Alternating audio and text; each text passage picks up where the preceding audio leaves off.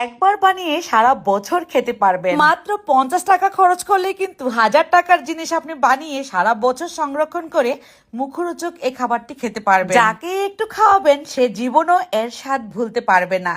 এই মুরব্বা আচার খেতে থাকলে মনে হবে খেতেই থাকি। এই আচারের স্বাদ যেন অমৃত। এই মুরব্বা আচার বানাতে লাগবে আমার কাঁচা আম। তবে মুরব্বা বানানোর বেলায় একটু লম্বা টাইপের আমগুলো নিতে হবে।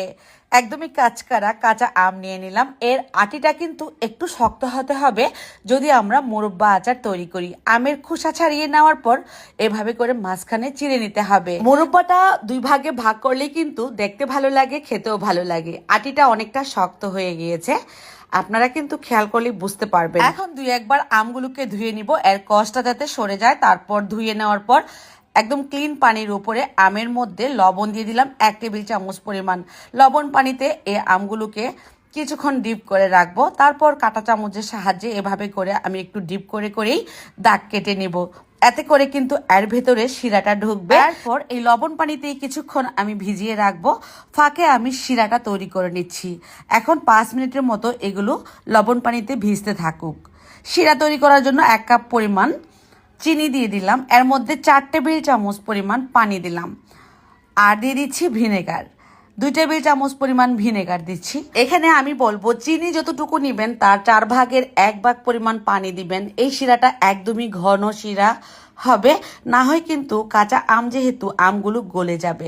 যখনই মোটা মোটা বাবল উঠতে শুরু করেছে, মানে চিনিটা অনেক ঘন হয়ে গিয়েছে, ঠিক এই পর্যায়ে লবণ পানি থেকে আমগুলো উঠিয়ে চিপে নিংড়ে এই শিরার মধ্যে দিয়ে দিলাম। 2 মিনিটের মতো জাল করব মিডিয়াম হিটে, যতক্ষণ না পর্যন্ত আমটা একটু নরম না হয়ে যায়। অবশ্যই ভিনেগারটা দিবেন, তাহলে কিন্তু যত দিন ইচ্ছে আপনারা নর্মাল টেবিলের উপরে রেখে এই মুরব্বাটা খেতে পারবেন।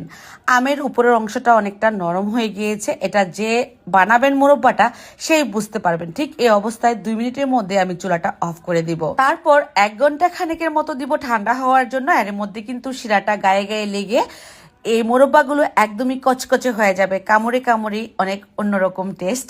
এই যে দেখুন কতটা টাইট হয়ে গিয়েছে মোরব্বাগুলো। আর কাঁটা চামচের সাহায্যে কেচে দেওয়ার কারণে শিরা পুরোপুরি ভেতরে ঢুকবে। যত টক কাঁচা আমই হোক না কেন, এই মোরব্বার স্বাদ যেন অমৃত। এই কাঁচা আমের মোরব্বাটা ছোট বড় সকলেই পছন্দ করবে, বাচ্চারা তো অনেক বেশি পছন্দ করে খেয়ে নিবে। আপনি বানানোর পর দেখবেন 1 নিমিষেই শেষ হয়ে গিয়েছে। বেশি বেশি করে আমের সিজনে বানিয়ে রেখে দিবেন, দেখবেন যে বাচ্চারা অনেক পছন্দ করে খেয়ে নিবে। তো কতটা মানে কচকচে হয়েছে এটা আপনারা হয়তো বা দেখে কিছুটা বুঝতে পারছেন। আর আটিটা কিছুটা পরিমাণ শক্ত হয়েছে, যেহেতু সবেমাত্র কাঁচা আম বের হয়েছে। পোক্ত আম হলে আটিটা শক্ত হতো। তো যাই হোক, কেমন লাগলো রেসিপি কমেন্টে লিখে জানাবেন। সবাই ভালো থাকবেন। আল্লাহ হাফেজ।